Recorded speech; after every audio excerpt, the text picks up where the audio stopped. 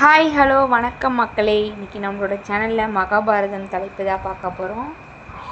அனைவருக்கும் இனிய இரவு வணக்கம் மக்களே. வாங்க தலைப்புக்குள்ளே போகலாம். தலைப்பு 77வது தலைப்பு.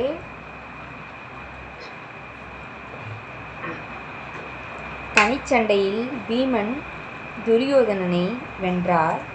யுதிஷ்டனைப் போலவே மற்ற பாண்டவர்களும் ஆத்திரமூட்டும் வார்த்தைகளை பேசினர். அவர்களின் அவமானகரமான வார்த்தைகளை கேட்ட துரியோதனன் போரிட தீர்மானித்து, நீங்கள் மிக அதிகம், உங்களிடம் தேர்கள், ஆயுதங்கள், போருக்கு தேவையான அனைத்தும் உள்ளன. நான் தனியாக இருக்கிறேன். என்னிடம் எதுவும் இல்லை. தேர்களோ ஆயுதங்களோ இல்லை. இப்போது என்னிடம் ஒரு கவசம் கூட இல்லை. நான் கடுமையாக காயமடைந்துள்ளேன். என்னை போன்ற ஒருவன் உங்கள் அனைவருடனும் போரிடுவது சரியா? அது எப்படி நியாயமானது? நான் உங்கள் யாருக்கும் பயப்படவில்லை. கோபமடைந்தால் உங்கள் அனைவரையும் போர்க்களத்திலிருந்து விரட்டியடிக்க என்னால் முடியும். இருப்பினும் இது தர்மம் அல்ல. சிறிது நேரம் காத்திருங்கள். நான் வெளியே வந்து துரோணர், பீஷ்மர், கர்ணர் மற்றும் பகதத்தரின் மரணத்திற்கு பழி தீர்ப்பேன். ஒரே அடியில் உங்கள் அனைவரையும் கொன்றுவிடுவேன் என்றான். யுதிச்சித்திரன் கூறினான், நல்ல வேளையாக நீங்களும் சத்திரிய தர்மத்தில் நன்கு தேர்ச்சி பெற்றிருக்கிறீர்கள். இறுதியாக எங்களுடன் போரிட நீங்கள் முடிவு செய்துவிட்டீர்கள்.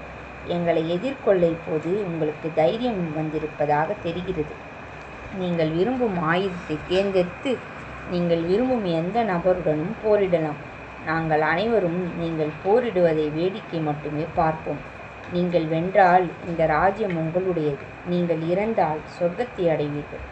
துரியோதனன் பதிலளித்தான், உங்களில் ஒருவருடன் போரிட நான் சம்மதிக்கிறேன். ஆயுதங்கள் அனைத்திலும் எனக்கு மிகவும் பிடித்தது கதாயுதம். உங்களில் ஒருவர் முன்னே வந்து கதாயுதத்தை பயன்படுத்தி என்னுடன் போரிடுங்கள். நாம் ஏற்கனவே தேர்களில் பலமுறை போரிட்டிருக்கிறோம். சரி, இப்போது எழுந்து வெளியே வா. உன் ஆண்மையை நாங்கள் காணட்டும். யுதிஷ்டனின் ஏளன பேச்சுகளை துரியோதனனால் மேலும் பொறுத்து கொள்ள முடியவில்லை. அவன் தன் தோளில் ஒரு இரும்பு கதாயுதத்தை சுமந்தபடி நீரிலிருந்து வெளியே வந்தான். தண்ணீருக்கு வெளியே பாயும் ஒரு காட்டு யானையைப் போல அவன் காட்சியளித்தான். அவன் உடலில் இருந்த காயங்கள் ஆறாமல் இருந்தன. அவற்றிலிருந்து இரத்தம் வழிந்து கொண்டிருந்தது. அவனை சுற்றியிருந்த நீர் இரத்தத்தால் சிவப்பாக மாறியிருந்தது. அவன் யார் வேண்டுமானாலும் முன்னே வரலாம். நான் அணிவதற்கு கவசம் இல்லாவிட்டாலும் எனக்கு கவலை இல்லை. இவ்வளவு நேரம் தண்ணீரில் இருந்ததும் ஒரு பொருட்டல்ல என்று கூப்பிட்டான். இதுவரை யுதிஷ்டன் பேசியதை கேட்டிருந்த கிருஷ்ணர் இப்போது மிகவும் கவலை அடைந்தார். அவன் கோபம் நிறைந்த கண்களுடன் யுதிஷ்டனை பார்த்து, உங்களில் யாரை அவன் வென்றாலும் இந்த ராஜ்யம் முழுவதும் அவனுக்கே சொந்தம் என்று துரியோதனனுக்கு வாக்கு கொடுத்தாயா? இந்த வார்த்தைகள் வீரமும் ஞானமும் நிறைந்தவையா? துரியோதனன், உன்னிடமே அர்ஜுனனிடமோ நகுலனிடமோ அல்லது சகாதேவனிடமோ போரிட தேர்ந்தெடுத்தால் நமது கதி என்னவாகும்? பீமனையும் அர்ஜுனனையும் தவிர அவனை எதிர்த்து போரிட வேறு யாரும் இல்லை. ஆனாலும் துரியோதனனைப் போல கதாயுத போர்க்கலையில் தேர்ச்சி பெற்றவர் வேறு யாரும் இல்லை. பீமனை தோற்கடிக்கும் ஒரே நோக்கத்துடன் கடந்த 13 ஆண்டுகளாக அவன் கதாயுத பயிற்சி செய்து வருகிறான். பீமன் வலிமையானவன் என்பது உண்மைதான். ஆனால் துரியோதனன் அவனை விட அதிக திறமைசாலி. திறமைக்கும் வலிமைக்கும் இடையில் திறமையே மேலோங்கும்.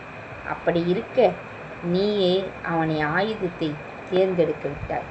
அவனோ கதாயுதத்தை எடுத்தான். நீ எப்போதும் எங்களை இப்படித்தான் சிக்கலில் மாட்டிவிடுகிறாய் என்றான். பீமசேனன், கிருஷ்ணா, நீங்கள் கவலைப்பட வேண்டாம். நான் சுயோதனனை கொல்வது நிச்சயம். என்னுடைய கதாயுதம் அவனுடையதை விட நீளமானது. நான் என் கதாயுதத்தால் போரிடுவேன். மற்ற நீங்கள் அனைவரும் சும்மா நின்று பாருங்கள் என்றான். தன் மந்தையிலிருந்து பிரிந்த யானையைப் போல காட்சியளித்த துரியோதனனை பீமன் பார்த்தான். அவன் கர்ஜித்தான், துரியோதனனே, நீயும் உன் தந்தையும் எங்கள் மீது சுமத்திய அநீதிகள் அனைத்தையும் நினைவு கூர்ந்து பார். உனது முந்தைய செயல்கள் அனைத்தின் பலனையும் இப்போது நீ அனுபவிப்பாய். குரு அவையில் திரௌபதிக்கு ஏற்பட்ட அவமானத்தை நினைவு கூர். உனது கடந்த கால செயல்கள் உன்னை இந்த நிலைக்கு கொண்டு வந்திருப்பதை இப்போது நீ காண்பாய். உன் சகோதரர்கள் அனைவரையும் அவர்களது படைகளுடன் நான் கொன்றுவிட்டேன்.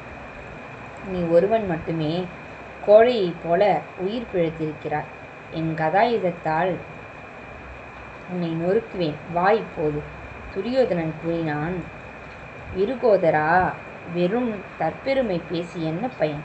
போரிட வேண்டும் என்ற உனது தாகத்தை நான் நிறைவேற்றுகிறேன். வா, நான் கதாயுதம் ஏந்தி போரிடுவதில் வல்லவன் என்பதை நீ பார்க்கவில்லையா? நீர் இல்லாமலே இடி முழங்கும் மேகத்தைப் போல் நடந்து கொள்ளாது. போரில் உன் பலத்தை காட்டு. சரியாக அதே கணத்தில் பலராமர் தனது தீர்த்த யாத்திரையிலிருந்து திரும்பினார். பீமனும் துரியோதனனும் கதாயுத போரில் அவருடைய மாணவர்கள் அவ்விருவருக்கும் நேருக்கு நேர் சண்டையிடப் போகிறார்கள் என்று கேள்விப்பட்டதால் பலராமர் அங்கு வந்திருந்தார். அவர்கள் சண்டையிடுவதைக் காண அவர் ஆவலாக இருந்தார். தங்களுக்கு ஆச்சரியமளிக்கும் வகையில் திடீரென தோன்றிய பலராமருக்கு அங்கு கூடியிருந்த அனைவரும் தங்கள் வணக்கத்தை செலுத்தினர்.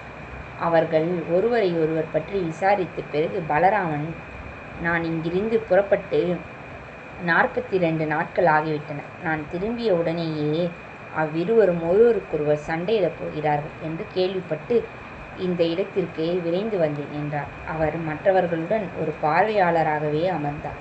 கதாயுத சண்டை தொடங்கியது. காமவெறி கொண்ட யானைகளைப் போல இருவரும் ஒருவரை ஒருவர் எதிர்த்து போரிட்டார். அவர்கள் வெவ்வேறு போர் உத்திகளையும் முறைகளையும் கையாண்டனர். ஒவ்வொருவரும் மற்றவரின் அடிகளை தவிர்த்தனர்.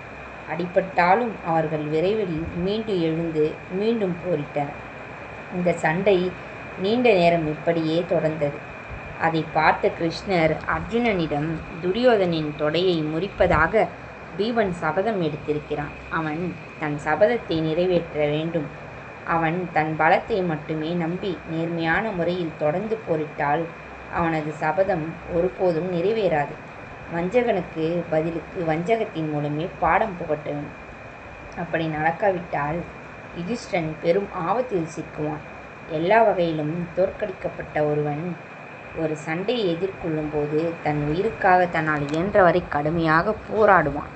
அத்தகையவர்களுடன் போரிடுவது மிகவும் சவாலானது. அநியாயமாக வழிகளை கையாள வேண்டியிருந்தாலும் பீமன் துரியோதனனை உடனடியாக கொல்லாவிட்டால் அந்த கௌரவன் என்றென்றும் நமது அரசனாக இருப்பான் என்றார். இந்த வார்த்தைகளை கேட்ட அர்ஜுனன் பீமன் பார்க்கும் வகையில் தனது இடது தொடையை தட்டினான். அர்ஜுனனின் நோக்கத்தை புரிந்து கொண்ட பீமன் மண்டலங்கள், யமகங்கள் மற்றும் கோமூர்த்திரங்கள் போன்ற பல்வேறு போர் நுட்பங்களை பயன்படுத்தி எதிராளியை குழப்ப முயன்றான். இருப்பினும் கதாயுதம் கொண்டு சண்டையிடுவதில் கை தேர்ந்தவனாக இருந்த துரியோதனன் பீமனை தாக்குவதற்கான ஒரு வாய்ப்புக்காக காத்திருந்தான். பீமன் மீது விழுந்த பலமான அடிகளில் ஒன்று அவனை ஒரு நொடி பொழுதில் சுயநினைவை இழக்கச் செய்தது. அவன் தன் சுய கட்டுப்பாட்டை இழந்து அசைவற்று நின்றான். துரியோதனன் இதை கவனிக்காமல் பீமன் தன் அடிகளுக்கு பதிலடி கொடுக்க தயாராகிறான் என்று நினைத்தான். பீமனும் விரைவிலேயே தன் நிதானத்தை மீட்டு கொண்டான். இந்த சண்டை முறை நீண்ட நேரம் தொடர்ந்தது. ஒரு கட்டத்தில் பீமனின் கதாயுத அடியிலிருந்து தப்பிக்க துரியோதனன் தரையிலிருந்து மேலே குதித்தான். அவன் காற்றில் இருந்தபோதே பீமன் தன் முழு பலத்தையும் திரட்டி துரியோதனனின் தொடைகளில் பலமாக அடித்தான். தொடைகள் முறிந்த நிலையில் துரியோதனன் தரையில் விழுந்தான். பூமியில் இருந்து ஒரு மாபெரும் மரம் விழுவது போல அவன் புழுதியை கக்கிய போது பீமசேனன் அவன் அருகில் சென்று, தீயவனே, நீ சபையில் திரௌபதியை அவமானப்படுத்தினாய். ஒரே ஒரு புடவையை அணிந்திருந்த கிருஷ்ணரை நீ உன் முகத்தில் வன்மமான சிரிப்புடன் சென்று பசு என்று அழைத்தாய் என்றான். உக்கிரமடைந்த பீமன் அவன் தலையில் உதைத்தான். அவன் அங்கு கூடியிருந்த அனைவரையும் சுற்றி பார்த்து, ஆ, இதை பாருங்கள், நம்மை பசு என்று அழைத்து அவமானப்படுத்தியவன் இவன்தான். அதே அளவிலும் அதே வார்த்தைகளிலும் நாம் இப்போது அவனுக்கு பதிலடி கொடுக்க முடியும் இல்லையா? அவன் ஒரு பசு. ஆனால் நாம் நெருப்புடன் விளையாடவோ அல்லது சூதாட்டம் ஆடவோ விரும்பவில்லை. நாம் ஏமாற்றுக்காரர்கள் அல்ல. நம் கைகளில் உள்ள பலமே போதுமானது. எனவே கடந்த காலத்தில் நம்மை ஒரு புழுதியைப் போல நடத்தியவனை நாம் முற்றிலுமாக அழிப்போம் என்றான். அவன் மீண்டும் துரியோதனின் தலையில் உதைத்து, ஏமாற்றுக்காரனே என்று கூச்சலிட்டான். இதையெல்லாம் பார்த்த யுதிச்சித்திரன், பீமனே, நாம் அனைவரும் சந்தித்த அவமானங்களுக்கும் இழிவுகளுக்கும் நீ பழி தீர்த்து விட்டாய். உன் சபதம் நிறைவேறிவிட்டது. எனவே இனி அமங்கலமான எதையும் செய்யாதே. நீ அவனை உதைக்கக்கூடாது. அவ்வாறு செய்வது தர்மம் அல்ல. அவன் நம்முடைய உறவினன் அல்லவா? அவன் 11 அசோலஷினிகளின் தலைவனாக இருந்தான். நாம் அவனுக்காக வருந்த மட்டுமே வேண்டும். இப்போது அவனது வறுமையை கேலி செய்யக்கூடாது என்றான். பிறகு அவர் துரியோதனனிடம், சகோதரா, இதை பற்றி கவலைப்படாது. உன்னுடைய கடந்த கால செயல்களின் விளைவுகளை நீ அனுபவித்தே ஆக வேண்டும்.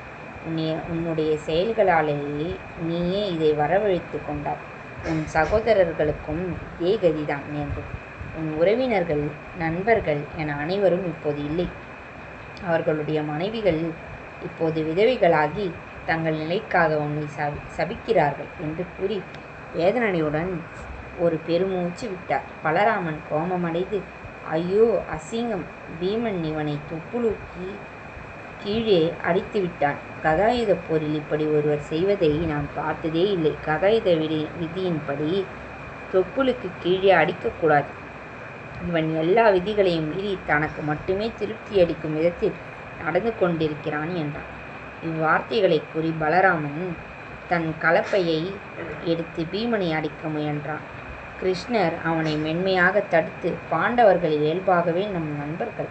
அவர்கள் மிகுந்த வலிமையும் திறமையும் உடையவர்கள். எல்லாவற்றிற்கும் மேலாக அவர்கள் நம்